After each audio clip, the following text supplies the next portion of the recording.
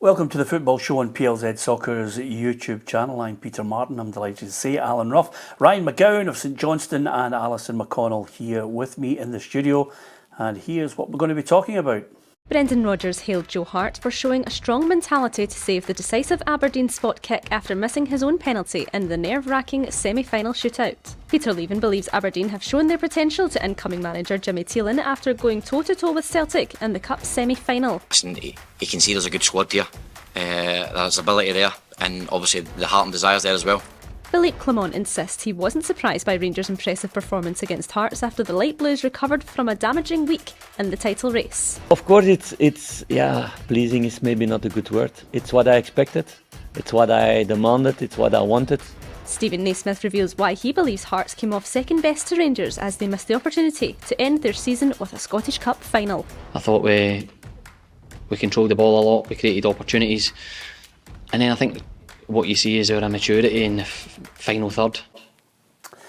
Okay, lots to talk about, including those two Scottish Cup semi-finals. We will discuss Dundee United heading back to the Scottish Premiership. We'll also discuss Ryan's predicament at St Johnstone. Difficult to get Ryan in the studio.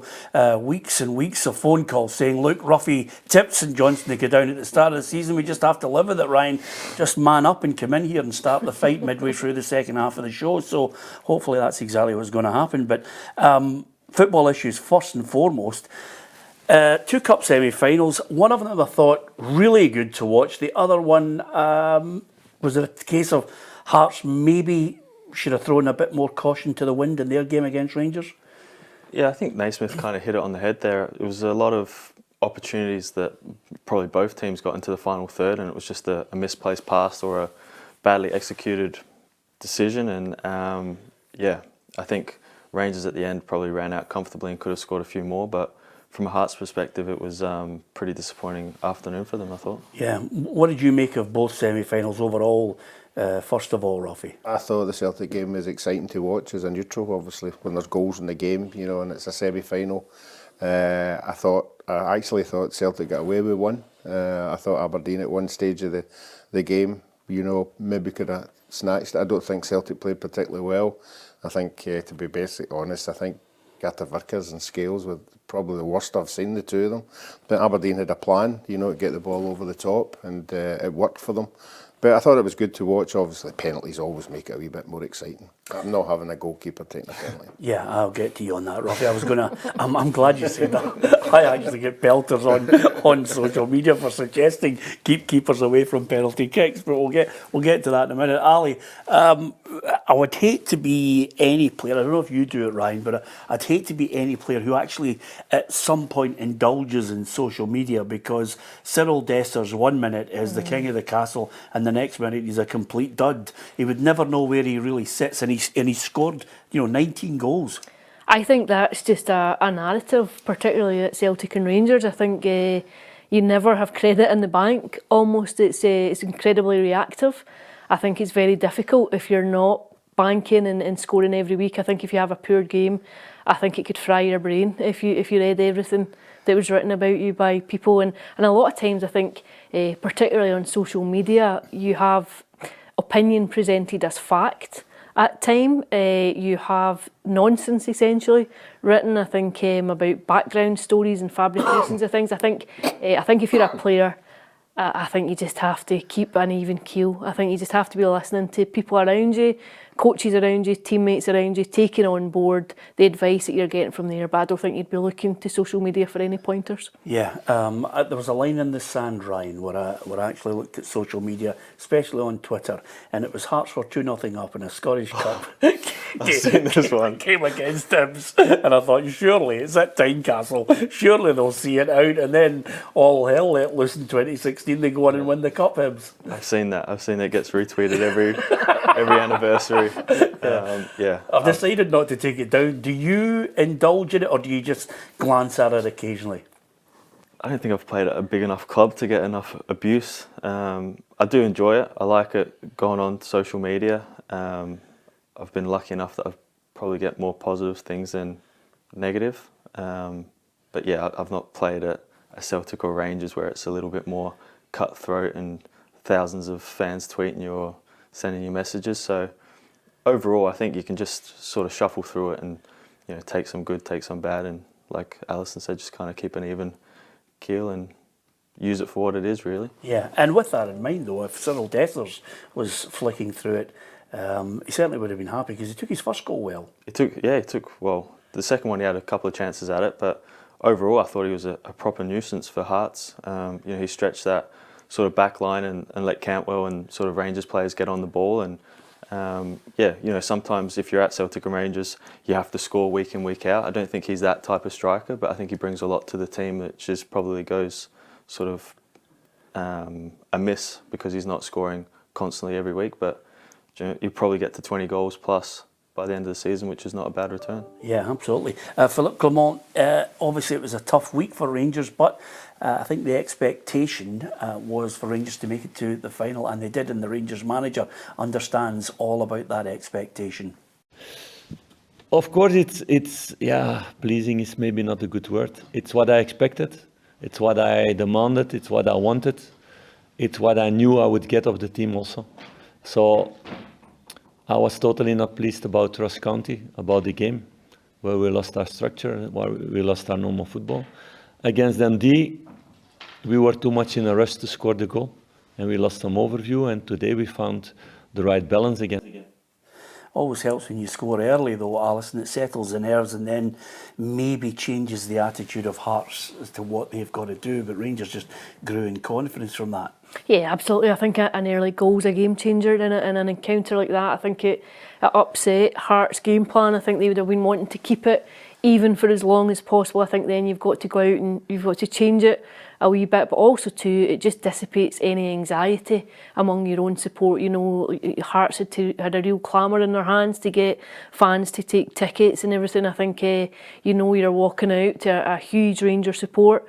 If you can keep them quiet, if you can give them something to get frustrated about, it can work in your favour. But obviously when you score early, it just puts all that to bed. Yeah, Ruffy, Cyriel Dethers come out and obviously he reckons Rangers are the best team in the Scottish Premiership if they can find their rhythm again.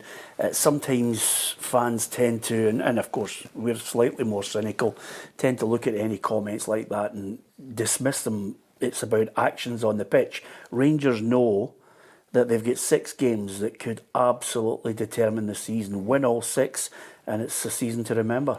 Yeah, I think Clement's already told one of his players to concentrate on the park and not be saying things like that in the media, because sometimes it can backfire on you, but he's oozing a confidence. He's scored 2 goals, he's taken them into a final. When you get interviewed, as Alison will know, interviewing you try and get a line and they got a line off him and he's as high as a kite. I just think he's one of these strikers that has chances and doesn't take them, but as they say, 19 goals is a fair old thing. I don't think Celtic have got anybody up at 19. Yeah, no, exactly. I think it's about 14. I think Kyogo's around about 14. So, and yet some people are looking and thinking he's not the real deal. I mean, there were some Rangers fans last week after the 2 results and after he'd a gilt-edged opportunity in one of the matches at Ross County up at Dingwall, and Rangers fans I'm not saying all Rangers fans, but some Rangers fans slaughtering him and saying he's not the man. No, there are times when he's through and he does take that wee touch, one too many, and obviously the defender got back and cleared it. But in the first goal at the weekend there was superb. To have that confidence in a semi-final, to actually roll it and wait for the defender to come in and then slot it, shows you a bit of class. I think maybe we'd been spoiled by the semi-final before, Ryan, because I expected more from Hearts. I expected them really to, especially when the confidence was high among the side, I expected them to have a real go, try the press, try and knock Rangers out of their stride. They didn't really get going in the final third. No, and I think Hearts' whole game plan, like we're saying, would have been to keep it tight for the first 5-10 minutes, and that gets blown out the water by that early goal. Then Hearts sort of, I thought, were maybe slightly better towards the end of the first half, but by that time all the Rangers players, fans are settled, they've scored a goal, whereas if Hearts had started on the front foot, had started with a little bit more aggression, got playing in the Rangers sort of final third, then it would have been interesting to see how they go off the back of those 2 results. But I know a lot of Hearts fans that feel like it's a bit of a missed opportunity. They didn't really lay that much of a glove on him yesterday. You as a player will be able to explain the mindset of it all, because if you're in a big game and you know, sometimes you're playing Rangers or Celtic and the expectation is on them to win. What does it need for to have an extra sense of belief? Does it need someone in the side that's an inspiration, or does it need everybody collectively to buy into it, believe in it, or is it just a case that sometimes you come up against a better set of players? I think, you know, most of the time you are coming up against the better set of players, but you can try and use that to your advantage. You know, looking back on when I was at Hearts, we had Celtic in the semi-final, and we knew that we had to try and keep it tight for as long as possible and try and make them do things that they maybe wouldn't normally do, like Clement said about the Dundee game where they were trying to push and they were trying to find that goal. You want to try and disrupt them as much as you can, and our whole game plan was sort of to keep it 0-0 till half time. We can make a couple of subs, second half try and get on top, and it's so hard, you know, for any team when you get on top during a game to then change that, and it actually worked perfectly in the semi-final for us against Celtic. But I think that's what you need to have, is big players in your team to take those big moments or make those right passes and decisions, which Hearts didn't have. You know, they got in so many good positions yesterday, and it was that final ball or passing behind Shanklin when it should have been in front. Those little things can make a massive difference when you get to the top level. Yeah, and again, statistics can absolutely kill you, but their record is absolutely woeful. I mean, it's 17 attempts to try and beat Rangers at Hampden in 100 years. I mean, even Ruffy wasn't in the international. Just coming through. Yeah. Yeah, I think I did wonder about that, actually, just about the psychology before the game when that's mentioned and whether it drip feeds into you or not. But I thought Hearts were toothless yesterday. I just thought they looked very limp. I thought by the time they found a bit of energy and tried to get themselves back into the game just at the start of the second half, I just think that it was too little, too late. It'd gone for them, and then obviously you're pushing for a goal, pushing for a leveller, and you risk leaving yourself open.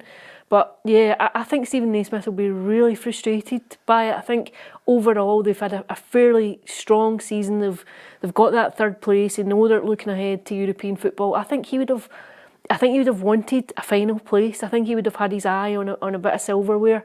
It's been fairly consistent. I know it's a very difficult couple of months for him in the opening months of the campaign, but it's been fairly consistent, and I think he would have liked something tangible to show for that progress and to say, look, we're not just the third force in the league, but we're here to be able to land a bloody nose on Celtic or Rangers. Maybe not, obviously, over the course of the campaign, but in isolated games. And they've done it twice to Celtic. Beaten Celtic at Celtic Park this season, beating them at Tynecastle. I think he's right to expect more from that team. Yeah, I think Stevie Naismith summed it up by suggesting that the front line showed immaturity in this match.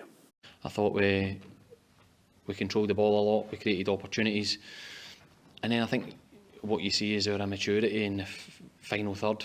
We had 4 or 5 really good situations.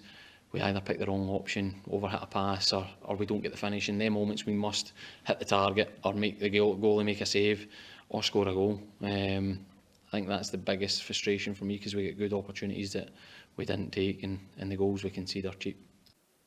And with that in mind, Ruffy, you know, when you get a situation where the Hearts board say, look, we'll take the 50-50 split, and then they're struggling to sell them, it's because I think fans have to buy into the belief of, are they there for the taking? And I'm not too sure. I'm surprised they never, because the Hearts, for me, have been flying this year, support-wise. They've been getting 17,000 and 18,000 at home games. Yeah. You know, so I'm surprised they never bought up, but I don't know why, you know. I can't any reason why they wouldn't go. I mean, it's a semi-final, everybody wants to be there. But the game itself, I said on Friday, I don't know, whoever scored first would win the game. Yeah. I actually thought if Hearts had scored in 5 minutes, I think they might have went on and won that, because I think there was Ali touched on it, there was a stage in the game in the second half, 10-15 minutes, they were the ones that were going forward, and obviously they started chasing the game and it opened up, and Ranger Cantwell started running riot because the space he had to play into. But you know, I think at the end of the day, Rangers deserved to win. But for me, it was all about that first goal. Yeah. What's the difference between the two sides? They've got different styles, Ryan. When you come up against the Rangers, what do you come to expect? I think it's changed over the sort of course of the season. Like Ruffy said, I felt there was a real opportunity yesterday. You know, they had 2 bad results. there was a sort of nervousness amongst the Rangers fans of, like you said, they've got 6 games to make an unbelievable season. That game it could have gone both ways. If they've lost that, then they go on to lose the league. It's a pretty poor season from their standards. So I felt that Hearts should have had more initiative. They should have been on the front foot. They should have been going at it a lot more. And also then sometimes keeping it tight for the first 5-10 minutes and not giving Rangers the ball as such, but kind of saying to them, break us down. Use try and find the pass. Hopefully they zinc a couple of balls out the pitch, or you win possession back and then get the fans on their back, and you can see if the players really want the ball then, and you can go on to do it. But that first goal really does kill them. Yeah, another thing about it, which you two as former players will realise more than anyone, is a week can be a long time. In the last 2 weeks on this programme, from mentioning all the positives of James Tavernier to a week where, again, at Ross County, all the stats were slaughtering them. They don't get the result against Dundee. But if it wasn't for James Tavernier being so decisive in that initial tackle that gave Rangers the perfect start, they don't get that goal. It was his determination, and that sometimes I think can be overlooked in these situations. Yeah, I think what you're seeing this season is everyone's very reactive because the league has been on a knife edge for the last couple of weeks. So when you lose points, when you lose confidence, when you lose momentum, then the reaction is furious. You don't always get a nuanced look at things when it's so reactive to specific games. I think we've spoken about James Tavernier often on this show. I think his goal return is extraordinary. I think his assists extraordinary too. I think what you do find though is that he can be exposed defensively at times. I think there are limitations there in his game, and I think they obviously were highlighted. Those deficiencies came under the microscope in the game against Ross County, and then I think the game against Dundee was just particularly turgid. I think Rangers went into it and there was a circus around that game, and then of course you go in with a hangover from the Ross County game, and I think they looked leggy and really struggled for any kind of creativity. But I think you need both Celtic and Rangers now across the next month or the next 6 weeks will need experienced players, calm heads, players that can say if you've had a bad game or there's been a mistake, that you say, look, the quicker you put it to bed now, you need to kick on because everything is still in the balance. And there was a narrative last week after Rangers dropped points in Dingwall and at Dens Park that Celtic were very much in the driving seat, and I think you would have to say the balance is very much tilted in their favour, but they're unconvincing. You saw it on Saturday. I don't think it will be a straightforward run in now to the title. Yeah, absolutely. No sooner have we suggested, that they're all going to win all the way, Ruffy, then suddenly it all came crashing down. It's the most erratic league of all time. Just as a wee footnote to that, Ryan, you've played that position. For a guy like him to score over 120 goals, I just think it's outrageous. I can't believe the stick he gets. People go, he's not unbelievably defensively. Well, he's also scoring 15, 20 goals for the last 7 or 8 years. So I think you can get away with that. But again, like I said, when you're at a Celtic or Rangers, you just don't have those have the drop below your standards for any amount of games. Otherwise, they're right on you. Yeah, absolutely. If I was playing full-back, Ryan, I'd scored over 120 goals and have the cigars out, and I would not be reading any social media ever. I wouldn't be giving a flying about it all. But the implications now, Ruffy, with it, we're going to talk about Aberdeen and Celtic because there is so much to talk about in a game. It was just absolutely fabulous. But with that in mind, I'm going to mention the fact that because those two are in the final, you're now getting a situation where the Scottish Cup winners, that European entry now goes to the third place team, and the team that finishes in fifth go into the Europa Conference League in the second qualifying round. The team that finishes fourth will get into the Europa League second qualifying round. So the onus is very much on, by the way, come on, get your act together, somebody get into those group stages and get some money. Yeah, that's why I agree with Alison. I don't think it's cut and dry now with these now third, fourth and, Hearts are third. The fourth and fifth teams who are in the split are going to be trying. They're not going to be trying extra hard. They're going to be. They know what's there. They know the conference is there, where it wasn't there before, and now they've all got something to play for. So I think there's going to be points flying about all over the place up the top, unless somebody does hit a right good vein of form and just goes to the end. Okay, let's get on to the things that potentially can get you abuse on social media, Ryan. It was a fantastic game, 6 goals, penalty shootout, goalkeepers taking penalties. But I thought Aberdeen were denied a Stonewall penalty, and I thought the foul before it was laughable. Put me right on the spot here, aren't you? Yeah. Yeah. I think anyone that was watching that game thought he instantly pointed for a penalty. So did I. So, yeah, I just think that sometimes those decisions are baffling, to be honest. I personally don't like VAR at all. I think it takes away the moment that all fans want to go to games, is to celebrate goals and to be in that moment when they score. I think VAR now ruins that moment because people don't celebrate as much because you don't want to look like an idiot fan that's, you know, celebrated and then 2 minutes later it gets called offside for a toenail. So I'm all for scrapping VAR, which I don't think will happen anytime soon. But what are the players who are discussing it? Because you have to play the game. Is there a real growing unrest among players about it all? I think yes and no.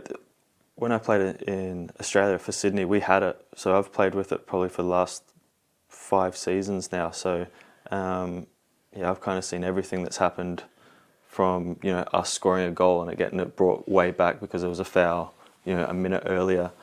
I just feel like it's just losing that little bit of thing. When it first came in, it was for clear and obvious errors that the referee made, and now I feel that it's been re-reffed. But it's just one of those things that you have to get on with now as players. We don't really have too much of a say, but I think if you asked the majority of players and fans, they'd probably prefer it without it. Yeah, it'd be interesting to see what changes, get your thinking cap on, what changes you would like to see in the summer, because we're going to talk about that. Because the game itself, Ruffy, I may as well get everybody's take on it. Am I just out as the lone wolf? I know it's very difficult for you as a player, but I'm looking and thinking, that's a penalty. Well, first of all, I don't think it was a foul. My biggest grievance of the whole thing is, why did he not blow if he thought it was a foul? Why did he let it continue until Carter Vickers made the challenge? You know, because if you watch it over and over again, he lets the play continue. Sure enough, if he thinks it's a foul, you blow your whistle right away. Yeah. Now, I keep going back to this. But is there an onus now that they're waiting for? Well, that's what I was going to say there. Yeah. Is he in contact with VAR while that's going on? While that play is going on, could somebody be saying to him, check that foul? In my mind, no, Ruffy. In my mind, once the phase of play is over, they then say, delay. There is something to look at here. Mm-hmm. And then they will look at it. So they never looked at it. No, all I'm saying is, can somebody ear to ear say, that's a foul, don't give a penalty, that's a foul? Not as play's going on. I think. Why did he not make the decision then? Because it's not a foul. I thought if he thought it was a foul right away, he should have blown the whistle. Oh, Cameron Carter-Vickers thought it was a foul because right away he has his head in his hands. We spoke to him after it, and he said he thought he'd conceded. He thought he'd blown for the penalty. But as Ryan mentioned there, Ali, the reason why, in my mind, I can hear people shouting it.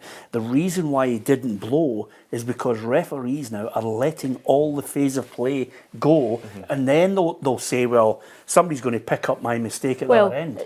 The really difficult or the problematic example of that was in the first half with Liam Scales. So because of that, when the ball hit his hand, now I think he was marginally, probably on the line or maybe just outside, but that's what I think happened. So the linesman doesn't flag, he doesn't say that there's been the use of a hand. They let it go on, and he basically said, I'll let the referee have a look at it. So obviously then they call it back, they have a look at it, they look, there's no penalty, but you can't then bring it back for a free kick because you've allowed play to continue. So if he'd flagged it at the time and then said take a look at it, he could have awarded the free kick. So if you're Aberdeen there, you're feeling quite aggrieved too.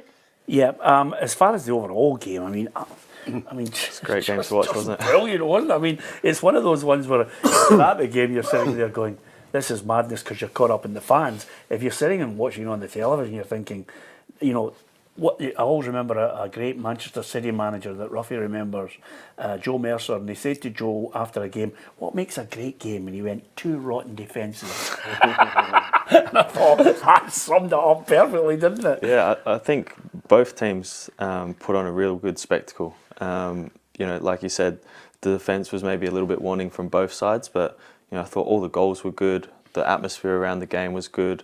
You know, Aberdeen have the high of scoring in the last minute of normal time, last minute of extra time to take it to penalties.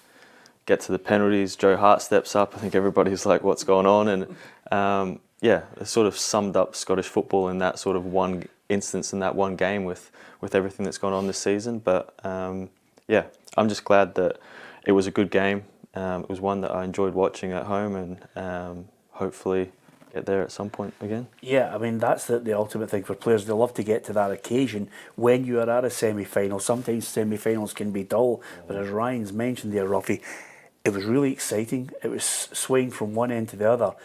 You know, I noticed a number of people talking about Aberdeen really stepped up to the plate. They surprised me. I thought they were going to get hammered because they've been absolutely woeful. Yeah, they did what we were saying Hearts should have done against Rangers, got that first goal. When you get a first goal in a semi-final, the whole place just lifts. All your fans are lifted. There's a buzz. It sets you back maybe 10, 15 minutes to get back into the game, you know, because you don't want to lose another one. And all the players were up for it, and quite rightly so. It's just unfortunate the boy made the mistake for Celtic to get the first goal, you know, which made the whole place erupt Celtic-wise. So after that, you know, it was just end to end, and it was who was going to make the most mistakes. Yeah, we interviewed Angus McDonald's dad prior to the game, and it was all set up nicely. And as I watched the interview, and I thought, oh, that's great, they've got his dad, you know, he's there to see.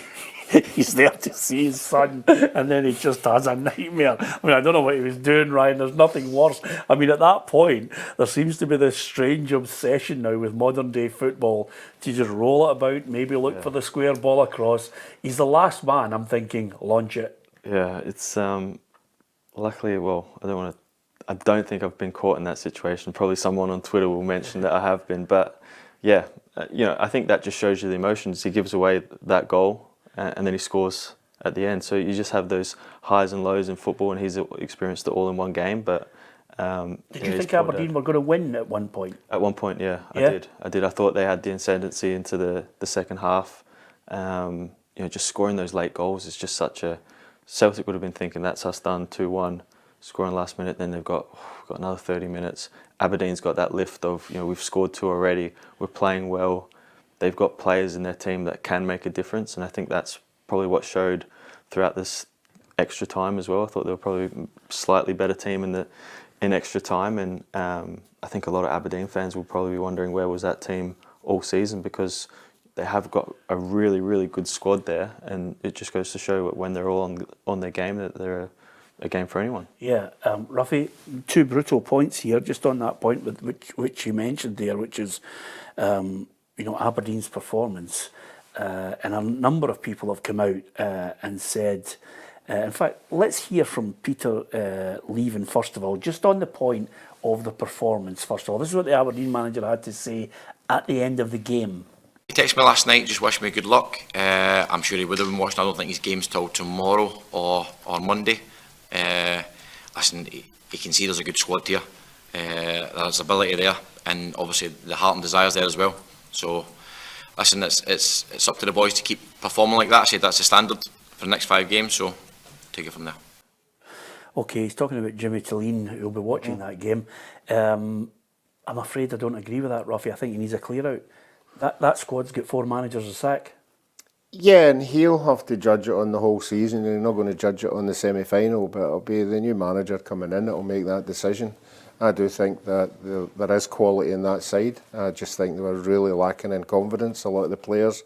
There was no consistency level at all. One minute you'd see a good bit and then a bad bit. And getting into the game, I'm sure they'd have been, you know, worried a wee bit about the game, but getting the first goal, you know that, everybody's up, everybody's going, oh, we've got a chance here. So the rest of the season just goes out the window. You just focus on that particular game. Yeah. It's one game, Ali. Mm-hmm. They've had a whole season. The Dons fans and you know, like St Johnstone fans, like Ross County fans, there's a heck of a lot of travelling to do. And those Dons fans have watched them, you know, it's been, I hate the pun, but it has been a false dawn time and time again. Yeah, I'd agree one with manager comes in, not enough experience gets out, and then we get to the debacle, which is Neil Warnock. Been perennial underachievers across the last few campaigns. I think it's a strange one. I think they've got the spine and the nucleus of a very good squad, but it's just not been reflected in results.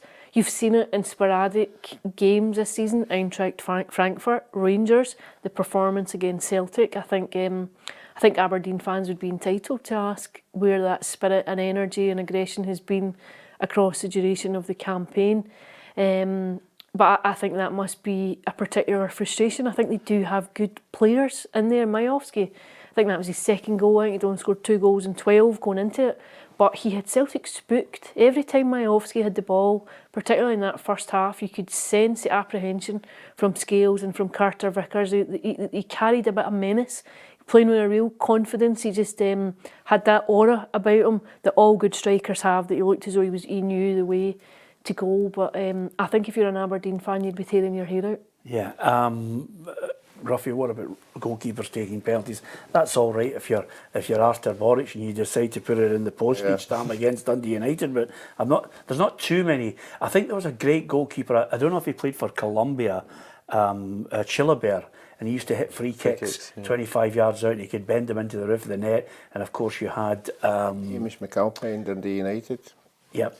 I think it's okay if you're taking penalties throughout the season, but for a goalkeeper to step up there and there's another 4 or 5 outfield players, you know, with a technical ability, you would think more than a goalkeeper. But I mean, if he's taking penalty kicks in training, goalkeepers used to come up and take penalty kicks in training just for a laugh, you know, to see if you were as good as other people. You don't walk up in the semi-final, you've never hit one all year, and expect you're going to. He was so confident, wasn't he? He was laughing and joking.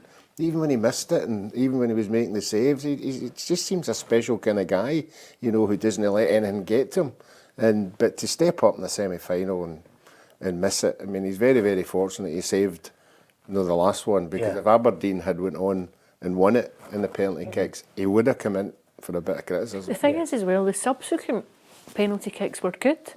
Alistair Johnson and then Iwata's penalty, they were good penalties, you know, so you're thinking, it's not as though there's maybe like, you're the 5th best taker, just going ahead, although apparently that was the plan all along. Yeah, well, listen, I mean, Brendan Rodgers, this is what he had to say about Joe Hart, because he's got that special mentality. We looked at penalties during this week, and Joe was always designated to take the 5th. His mentality allows him to not let it bother him, and we saw what happened in the end. He missed one, but he still ended up the hero. Now, I don't know about you, Ryan, but it was Joe Hart, had a big dinner last night at Celtic Park, and boy, that's a fine line for testing it, isn't it? Can you imagine? He misses the penalty, and Aberdeen go on and win, and then they go, ladies and gentlemen, Joe Hart. It could all have gone pear-shaped, but for the big man, it worked out well for him. Yeah, I think that goes to show you that it's not just he's just decided, like Sunday League football, he's just decided I'm going to take the 5th one and be the hero. They've obviously worked on that during the week and had a plan, but like Ali said, I think there'd maybe be a few more players that possibly have a little bit more experience in taking penalties in that situation that could have done it. You can imagine, none of the neutrals, nobody watching it knows that they've decided he's going to. Can you imagine when he walked up to take it, how the fans must have went, oh my God. Yeah. Celtic fans were really nervous out. Obviously, like where we were sitting in the press box, you're surrounded by sports people. They couldn't watch. People were were like facing us. That was a sign of a good game, isn't it? couldn't look. People were genuinely. I thought Celtic fans they obviously celebrated. I thought they were quite subdued at the end. I think they know. I think this weekend has flipped the narrative again. This idea that it's just a straight procession that you're going to the title. I think Saturday was a reminder that there are frailties within this Celtic team as well. Yeah, well, if I mentioned the positives of Cyriel Dessers, I've got to mention the positives of the man they substituted. The substitute was substituted. James Forrest, for me, was the best player in the park. Okay. I mean, not only does he score the goal, but every pass he made was just of an experienced player with a medal all to die for. He's only 32, Ryan. If somebody picks him up, if he decides he wants to play regular every week somewhere else, they're getting a smashing player. Yeah, he's. Do you know his record against St Johnstone?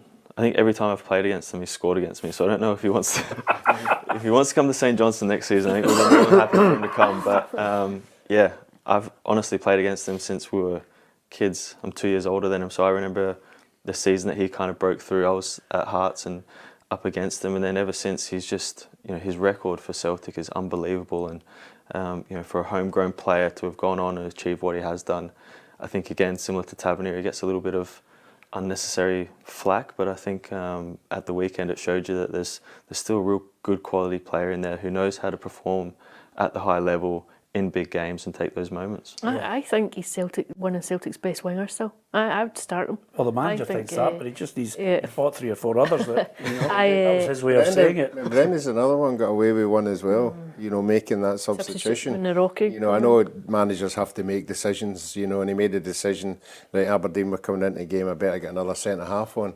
But to take Forrest off and put a centre-half on and then lose a goal, and a crucial goal. I did wonder if Forrest was injured. He seemed to catch his knee at one point, and it was bothering him for a wee while after it. I did wonder whether or not he was okay.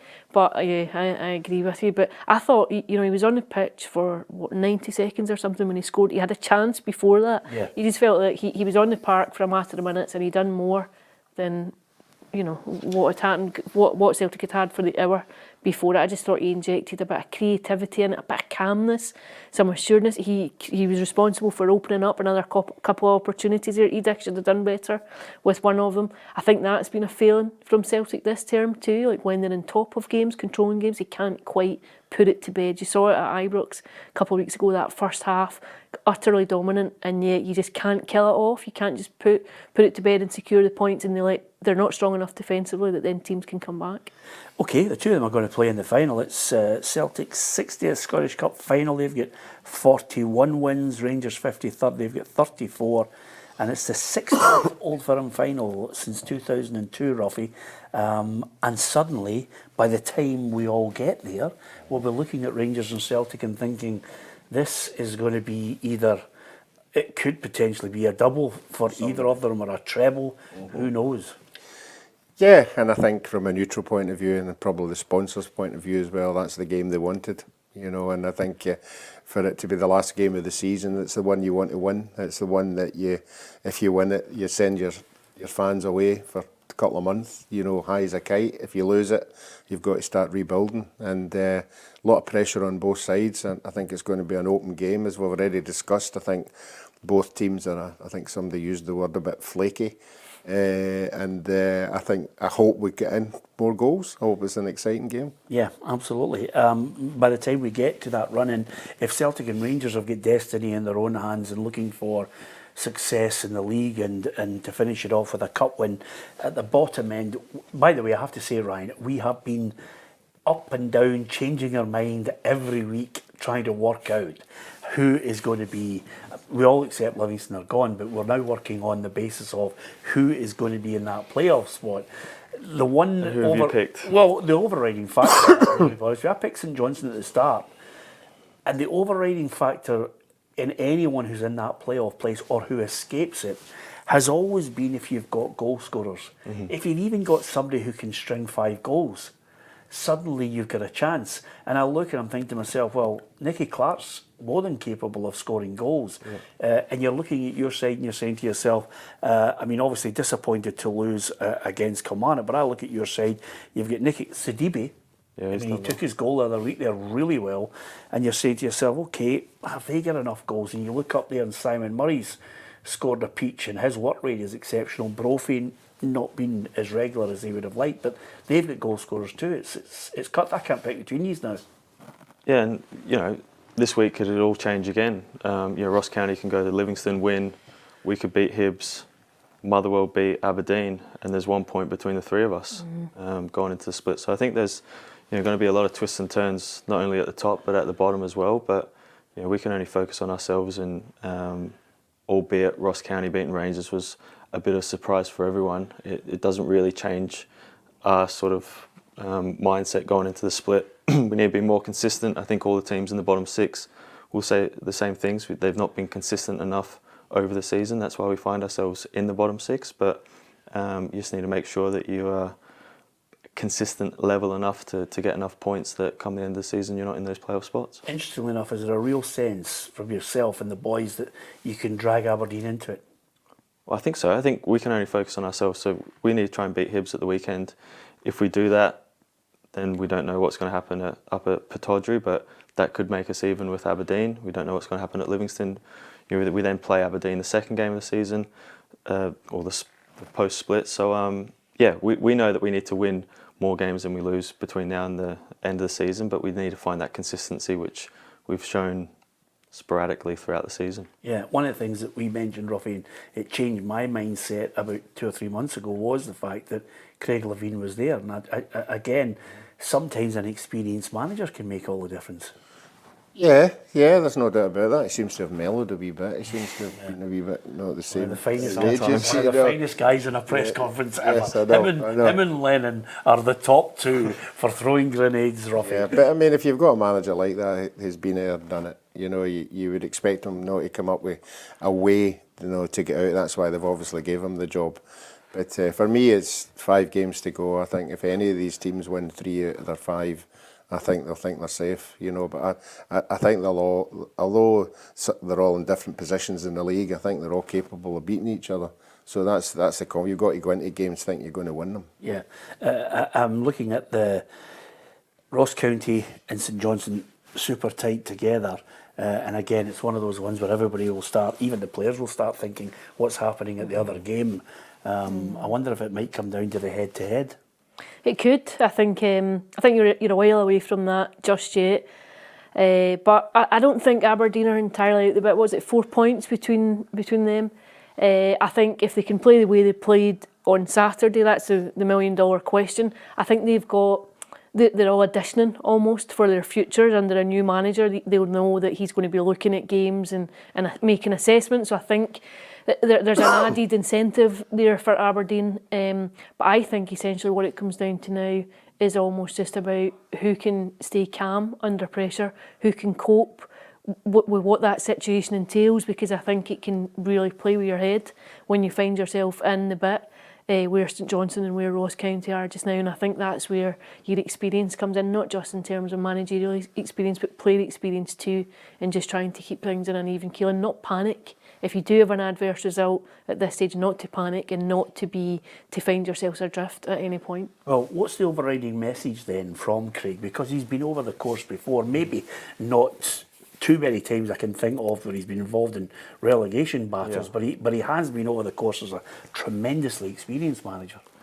Yeah, and he's definitely not mellowed. If you've seen him at half-time the other week, he was definitely not mellowed for that. But yeah, again, it's more a focus on us, on us trying to be consistent, stay in the game for as long as we can, and pick up victories or pick up draws or pick up points, which has been frustrating because this season we've clearly not done that enough times, but we've also gone to Easter Road and beat Hibs. We've had some good results at home. We've had some good away performances, so we just need to find that level of consistency. And yeah, like you said, I think probably 3 or 4 wins would definitely get us out of that playoff spot. Yeah, I was at the game at Easter Road. I mean, there are times when there's some really good passing play, and then you obviously want more of an effort going into that final third. But boy, you took your counter-attacking goal really well, and then of course it was almost as if it was a standstill moment for the winner, where there was nobody marking in the penalty box. But does the mindset change in the way you have to play now, because you're now playing against teams in the bottom end that are all similar? Does it become more of a scrap mentality on it? Yeah, there is that element to it. You know, we sort of, you have to win that battle, as they say, and then you can try and play your football afterwards. But we've probably not been able to marry that throughout the season. You know, we've either been quite good in sort of winning the battles and winning the scraps, but then not had that sort of final pass, or the other side is that we're kind of nice on the ball, yet, you know, frail at the back and conceding too many goals. So we need to make sure that, you know, us at the back are making it difficult for them to score, and hope the boys up front can put a few away. Yeah. Ruffy, you got a chance now. Are you sticking with St Johnstone to be in the playoff?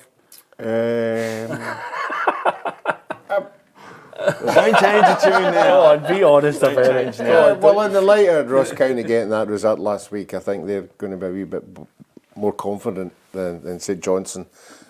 I do think it. I've said it all along. I think the Championship teams will give the Premiership guys, whoever it is that's in that position, a game. Yeah. I think Wraith Rovers have had a good season. I'm hoping Thistle will be there as well. They proved last year that they could take on Ross County, so I think it'll be the same this year. So I've not answered that question. No, and I was just about to say, Zooming around it, wasn't he?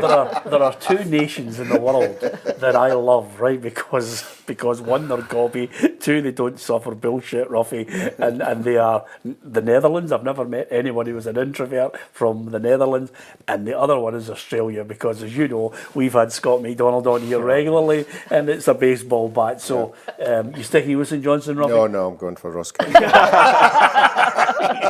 You're a moron, so yeah. Listen, congratulations to Dundee United, all but back in the top flight after that 1-0 win over Ayr United, and I, for one, am delighted to see them coming back. Yeah, absolutely. I was pleased for Jim Goodwin. I thought he gave a very honest assessment. His post-match interview was good.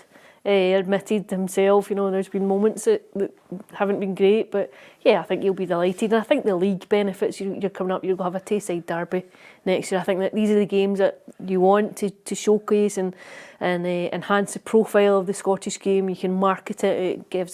It's obviously a very attractive fixture. Yeah, Jim Goodwin himself admitted that any chance of staying in the top flight, it could be down to recruitment in the summer. We know that we've got a number of players out of contract, and we've got some conversations that need to be had over the next couple of weeks. We built the squad in the summer, to make us capable of getting out of this championship, and the boys have done that and deserve all the credit for that. Next season's a completely different kettle of fish. It's a step up in quality, a step up in class, and we have to make sure that we recruit well in the summer to make us competitive in the league above. Not fighting and scrapping down the bottom end of the table, but actually making us really competitive to go and push on for that top half positions. And that's what we aim to do. Yeah, Jim Goodwin to me is like the David Moyes of Scottish football, because I don't know what he has to do to be loved, because he's been a good player, a really good manager, moving up the ladder, and it just didn't go well for him. I can remember that long walk in Easter Road when the cameras filmed him. I thought it was agonising when he got the sack from Aberdeen, couldn't get a trick out of them, and then suddenly he's at Dundee United. All things transformed, although even then at the top of the league some fans are calling, and saying he's not the right man. I just found it incredible. Yeah, I think if you're a manager and you win any league, I think you need to take enormous credit for that. It's not easy going down and coming straight back up, and like he said, he recruited well in the summer. They obviously had a plan of what they wanted in terms of the players that they wanted to bring in and what they needed to get out of the championship and come up. But like he said, at a club at Dundee United, they won't be wanting to just come up and survive. They'll be looking straight ahead to try and get into that top six. They've obviously seen Dundee do it this season, so they'll be looking to try and recruit players that can get them into that top six and away from the bottom six. It's going to be exciting, Ruffy. I like the Dundee derby back, but with Dundee's plans to go to a new stadium, suddenly you've got two clubs with ambition that should be in that top flight for me, year in, year out anyway. The more derbies we get in there, the better. Yeah, we always talk about bringing something to the table, and certainly they do that. I mean, there was 10,000 at the game at the weekend there in a championship game, and anybody who brings that kind of supporters is an asset to everybody. A lot of things have went on behind the scenes through the season. They'll hopefully get that cleared up. I know they're throwing the kitchen sink at it financially, so I think they had to get into the Premiership to get things back on a level keel. But I think they're good, and I think, as I've said in this show, taking the two Thistle players were a big asset. Kevin Holt and Ross Docherty were big players for them. Yeah, absolutely. You'll notice, as we do from time to time, there's a real psychological pain in Ruffy as any player that leaves Partick Thistle. I was going to say, I was just about to say, he's brought up Thistle about 7 times already. Even when you left, he was gutted, honestly. But listen, when we get to this business end of the season, suddenly you start to think of Players of the Year, Manager of the Year. We're getting ready for the awards ceremony, the PFA Scotland awards, and then there'll be the Scottish Football Writers. Is it indicative of the way the season's gone that you're kind of I could pick maybe 1, 2 or 3, but a struggle for a fourth player? Yeah, I would agree with you. I don't think it's, in terms of the quality of the league, I don't think it's been great. I don't think anyone has been hugely consistent across the course of the campaign. There's an argument for Lawrence Shankland there, but when you look at the likes, I thought Matt O'Reilly had a fantastic first half of the season. I don't think he's been quite so effective from January to now. I think manager is a headache. I think when you're talking about individual prizes, when so much is still riding on outcomes, I think it can be very difficult to make that call. I think if Philippe Clement was to go and deliver a league title from when he took over, Rangers were 7 points adrift and looked down and out, I think it'd be very difficult not to make an argument not to give him it. I think you would have to expect. However, if Celtic win a double, then that looks like a very silly choice to have Philippe Clement. I think it's a hard call to make just now. Yeah, even if Rangers and Celtic, I think if Celtic won all their games, Ruffy, they would, I think, get to 93 points, which would be 6 less than what they got the year before. But because it's so fragmented, I think people are looking and thinking, there's not been that consistency. We're looking for players that are usually you get one who's an out-and-out standout. This is the team of the year that's been released, the team of the season from the PFA. And with that, you have Carter Vickers, Liam Scales, Matt O'Reilly and Callum McGregor, John Lundstrom, Jack Butland and James Tavernier. And then it's Owen Beck, Theo Bayer, Bojan Miovski and Lawrence Shankland. I think if you were talking about red-hot favourite for it, I think everybody's... Are they veering towards Shankland? I think probably, yeah. I think he's done exceptionally well this season with the amount of goals that he's done. Hearts have obviously, or should finish third and quite comfortable in that, and I think he's been the biggest focus of that. So if you're looking at sort of one standout player, that would probably be my pick. Yeah, and the closest run for him, Ruffy, if suddenly somebody said Shankland's not winning it, who is it? Well, I would say Shankland will win both of them. I think he'll win the players one. The media one, some can be a wee bit, what are you suggesting, Ruffy? A wee bit, sort of a no thistle nostalgic. No thistle there. No, they tend to vote for. That's kind of the word I'm Don't looking go down for. the Nottingham Forest route. No, I think his only challenger is Tavernier. What was the point you were going to make there? You've lost it, haven't No, you? I think the sports writers think differently for the players. Right, okay. Because the players are playing against all these players year in, year out. You know, I think when the sports writers make a decision, some kind it can be a wee bit. Did you win the... What are you on about? You won the sports writers? Ali, and we recognise that. Can I just say something to you? As each sentence was coming out, you were starting to really bristle. I could feel it there. I don't know what he's on about, Ali. It's just an absolute disgrace. But nevertheless... There's an insinuation that football writers don't know what they're talking about. Oh, no, I don't mean that at all. I just mean he's a wee bit social. Right, okay then. We'll wait and see. Still lots to talk about before we go. I want to get Ryan's thoughts on this next situation, which again, we were all picking the Scotland team. We're going 23 players. It's going to be this. He's maybe got one or two dilemmas. And then, of course, the other thing that comes in from left field is quite simply 2 or 3 players get injured and you start to think, as a player, do you think, oh yeah, dancer, I'm in? Well, that's how I've got all my caps, is from injuries.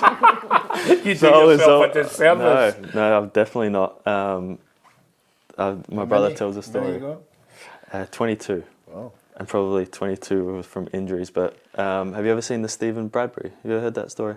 No, is this your brother telling this story? Well, right, he nicknamed me Stephen Bradbury because there's a guy who was an Australian ice skater, and if you look it up on YouTube, so he makes the final of the whatever it was. World Championships. Yeah, at the Olympics. And he's miles behind, and everyone falls and slips, and he wins the gold medal. Is this a speed skater? The speed skater. Yeah. Oh, right. And Dylan says that's my international career. So, Only a sibling kid. Went to the World Cup, and I knew I was going to the World Cup as an out-and-out squad player. Like maybe wouldn't even get lucky if I would make the bench. I was that happy I made the squad. That was me finished. First game, right back gets injured. Play. Come on, because I was instant. I was the sort of backup right back. On second game, changed it a bit in training. They had another player playing right back. He pulls his hammy, so he's out. couldn't bring anyone else in, so I had to play. So that's how I played all 3 games. So that's where I got the. In retaliation to your brother, did you play well? Ish. 22 cap. They'll not bad. never take it away from you, though, Ryan. No, That's they the great can't. thing. But yeah, that goes to show you that there's injuries. There'll be players that were thinking, oh, we'll just be delighted to make the squad, but. Now there's a couple of injuries. They might be thinking From a they'll be comical playing. point of view, it'd have been funny, wouldn't it, with your brother saying you were an ice skater if you came out with a pair of ice skates. A few fans have tweeted me that I play like that. But to be fair, though, Stuart Armstrong is one of those players, Ruffy, that if you're looking at Steve Clarke and the players that have made a contribution, he has made a contribution. Yeah, but as Ryan said, he would be a squaddy player, I think. But Still got a chance by him. He's got muscle in him. Yeah, I mean, it must be horrible for any player, at this stage of the season, getting so near the Euros. Sometimes you only get one chance to play in a big Euro or a World Cup or whatever, and to lose it through injury must be absolutely horrendous, because there's nothing you can do about it. Yeah, okay. The FA Cup final down south will be again a Manchester affair again. City against United. City get their place in the final, but Pep Guardiola fuming that they were forced to play after that Champions League game in midweek when they lost to Real Madrid. I'm incredibly happy to play the semi-finals of the FA Cup. So the schedule is tight. I love to be in quarterfinal Champions League. I love to be in, but I don't understand. It's for the health of the players, for the spectacle. I don't understand how we survive today. I don't understand. People cannot imagine how punchy in our face, to be out for the Champions League in the way we are out. Why don't give us one more day for the health of the players to arrive on Sunday? Because Coventry, Chelsea and Man United, they don't play in Champions League, they don't play Europa League, they don't play in the midweek. Well, some people have a lot of sympathy with Pep's predicament there. Ali, I have absolutely no sympathy. He spent over £1 billion. I was just about to He's got a squad of players that could sink the Titanic. Geese peace, Pep. I agree. I don't think he'll get an awful lot of sympathy for that very reason. And as I was listening to it yesterday, I was having a laugh. I just thought, no, come on. Yeah. And if you're happy to take the big TV money, this is what you get. You get a busy schedule. Yeah, absolutely. Just as a footnote before we finish, there's an amazing tweet that's gone out from Nottingham Forest. Basically, the content of it is suggesting that they shouldn't have had one official in VAR because he was a Luton fan, Ruffy, and they should have had 3 penalties. I think Nottingham Forest have got a case on the basis they should have had at least 2 out of 3 in their 2-0 defeat to Everton. But the tweet is ridiculous. I mean, it's outrageous because, amazingly, England is going the way of Scotland, questioning people for who they support. Because if you've supported somebody, but if you're in a professional job, you can't possibly do it to a professional level, which is ludicrous. Yeah, the bottom line is they're going to get a fine. That's what happens in these things. But sometimes you've just got to bite the bullet and go on with it. But it always hurts after a game of that importance, that if these things go against you. Yeah, absolutely. But I was laughing, Ryan, because as you know, every referee and VAR official is questioned on their background up here. It's ridiculous. It is crazy, but I think, Forrest is probably doing that to try and sort of deflect on the result. I think like what you touched on, anyone that's at a professional level and that high stakes, they don't take any of the sort of childhood fans or whatever they do into that business because they'd get found out super quick. So like Ruffy said, I think that they're just going to get a hefty fine and that will be it. And last point here, I'm leaving it with you. You're not going to get rid of VAR. What would you change? What would I change? I don't mind the sort of offsides and goal line. I'd probably keep it to that and let the referee. Handball, defenders handball. Yeah, well, yeah. So VAR can only intervene if it's deliberate handball. What's deliberate though? I hate the whole like. Do you have to change? Silhouette. Do you have to change your? You have to change how you defend. Yeah. Well, you're shutting somebody down. You have to. You used to see it back. Boys flying into sort of block shots last minute and that sort of last ditch desperation. Yeah. You can't run that risk anymore because you have no control of your body. Yeah. And if a ball it doesn't matter where it's going. If it hits your hand, it's going to be a penalty. So boys have definitely changed how they defend. But if I could get VAR to only do one thing would probably be, or two things, would be goal line and offsides. Yeah, okay. Whether anybody's going to listen to you, Ryan, I don't know. I don't think anyone will. The one thing you've done here today, which has been exceptional on this show, is allow Ali and myself to investigate how many keepers pulled a hamstring and called off to allow Ruffy to get 53 Scotland caps. It's something we're going to look into just to see if he has the Ryan McGowan situation. Impressive if he does. Exactly. How many great goalkeepers couldn't make it? Ruffy steps in and goes to 3 World Cups. Anyway, listen, Ryan, it's been a joy. I do hope you'll come back and join us, and certainly we'll find out by the end of the season. Best of luck to you in your bid to try and escape that playoff place. From Ryan McGowan, from Ruffy, Alison, McConnell, myself, Peter Martin. Don't forget to hit the subscribe button on PLZ Soccer's YouTube channel. The figures for all the shows that we've got on are absolutely fantastic. Your support right across our social media has been superb. Download the app. It has all the breaking news at your fingertips. From everyone here, thank you for listening and thank you for watching.